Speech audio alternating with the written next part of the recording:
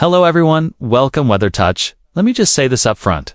The coldest air mass of the entire season is now officially on the move. Okay? And it's about to flip the switch on fall in a massive way. We're talking about a fierce surge of Arctic air plunging straight out of Canada, spiraling across the plains and sweeping all the way down toward the Gulf Coast. Yes, even the Florida Panhandle could wake up to a hard freeze by Tuesday morning. It's that intense? Take a look at the big picture across North America right now. All that brutally cold air is bottled up in northern Canada, sitting there like a compressed spring waiting to explode. And this weekend, that spring snaps. Saturday is when the Arctic floodgate finally opens. Out west, warmth still holds on a bit longer, with above-average temperatures continuing, especially throughout the southwest. But everything east of the Rockies, that's where the clash begins. You can almost feel the tension in the atmosphere as the cold air begins its southern charge. By Saturday, that first wave of frigid air will ignite bands of snow across Montana, spreading through the Dakotas into Minnesota, and reaching Iowa by late Saturday night into early Sunday.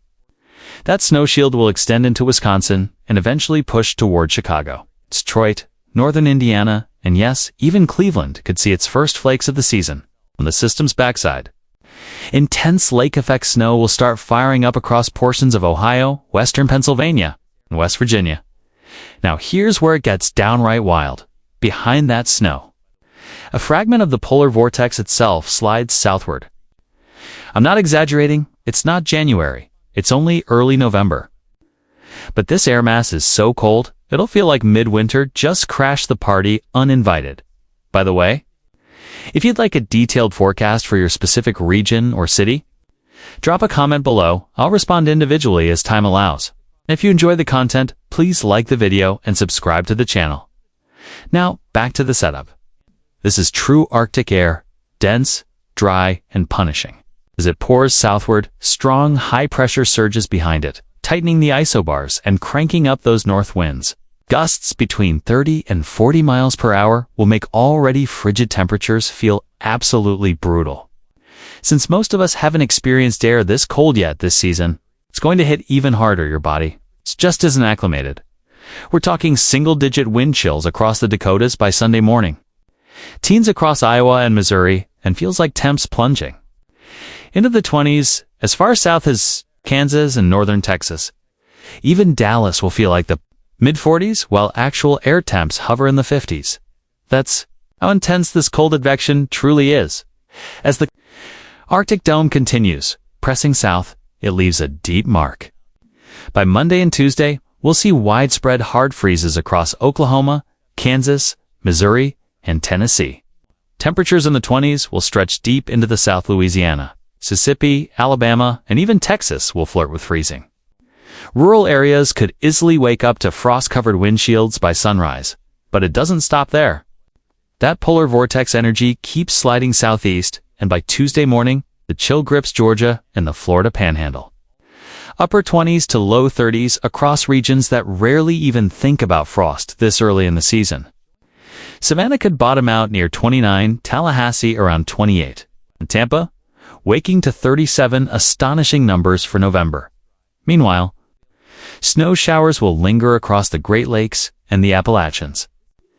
It won't be a blockbuster storm, but a few inches could accumulate, especially where lake effect or elevation-driven snowbands set up West Virginia. Western Pennsylvania, upstate New York, Vermont, New Hampshire, and northern Maine are all in play.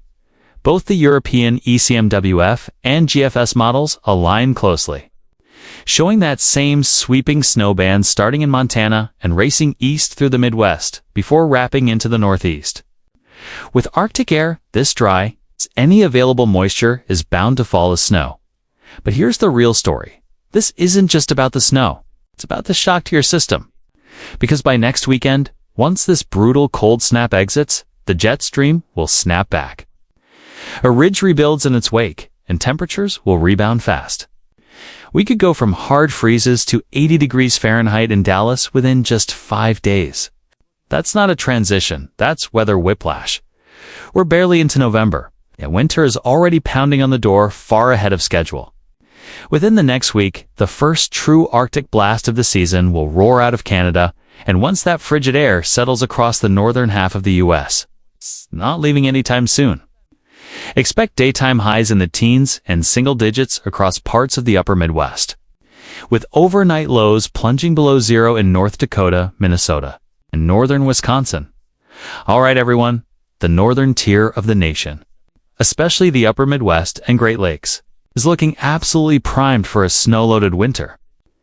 The long-range setup is already showing signs of a persistent trough dominating the eastern half of the country, which means cold Arctic air will continue diving south again and again. And every one of those Arctic fronts will drag moisture in behind it. You know what that means? Wave after wave of snow. If you're in Minnesota, Wisconsin, or Michigan, get ready. This winter could be one for the record books. I'm projecting totals running 25 to 40% above average by the time we close out February. That means Minneapolis could see 70 to 80 inches of snow. It's possibly rivaling the relentless 2013 season when it felt like the snow never stopped. Green Bay could be staring down 75 inches or more, while the Upper Peninsula of Michigan, especially around Marquette, may surpass 200 inches before winter's done. I'm not exaggerating, the Lake Heave setup looks incredible this year, with the Great Lakes remaining warmer than average through November, setting the stage to supercharged snowbands once that Arctic air starts pouring in. Now shifting east, the Ohio Valley and interior. Northeast are sitting directly in the crosshairs for some serious snow this year. Think Cleveland, Buffalo, Rochester, and Syracuse, all firmly on my watch list. The Great Lakes storm track will stay extremely active, sending frequent clipper systems right through the region. Buffalo could easily surpass 110 inches, especially if we see a few strong lake effect events early on. Syracuse and Rochester will likely trail not far behind, and Cleveland could end up with 65 to 75 inches. A solid leap above normal now for the big cities along the Northeast Corridor: New York, Boston, Philadelphia, and Washington, D.C. This season looks colder, stormier, and snowier than recent years. Those classic nor'easters could make a dramatic comeback. Boston might see 55 to 65 inches by March. New York City should manage 30 to 40 inches, possibly more if those coastal systems line up just right. Philadelphia can expect around 25 inches, and even D.C. could pick up 10 to 15 inches, which would be a welcome rebound from the weak winters of late, swinging westward into the central U.S. and plains. Things get even more intriguing. With that entrenched cold pattern, I'm expecting a steady conveyor belt of snow events stretching from the Dakotas down through Kansas and even northern Oklahoma. Fargo may reach 70 inches, Bismarck could be near 80, and Kansas City might notch 20 to 25 inches, all comfortably above average now. The Rockies, as usual, are going to get absolutely buried. The Front Range of Colorado looks set for a massive year, with Denver potentially topping 65 inches while the nearby mountains rack up totals that'll have skiers celebrating. Aspen, Vail, and Steamboat could all exceed 300 inches by February's end. And the Wasatch Range in Utah may top 400 inches in another blockbuster powder year. Let's move to the Pacific Northwest. After several mild winters, this year looks colder and stormier for you as well. Seattle might see a few rare snowfalls in December and January. Not huge totals, maybe 6 to 10 inches, but still impressive for your area. Portland could collect 5 to 8 inches, while the Cascades absolutely erupt with snow. 500 plus inches at higher elevations by spring down south. It's a very different story, but not without surprises. The southern plains and deep south could experience a few rare snow or ice events, especially in January and February.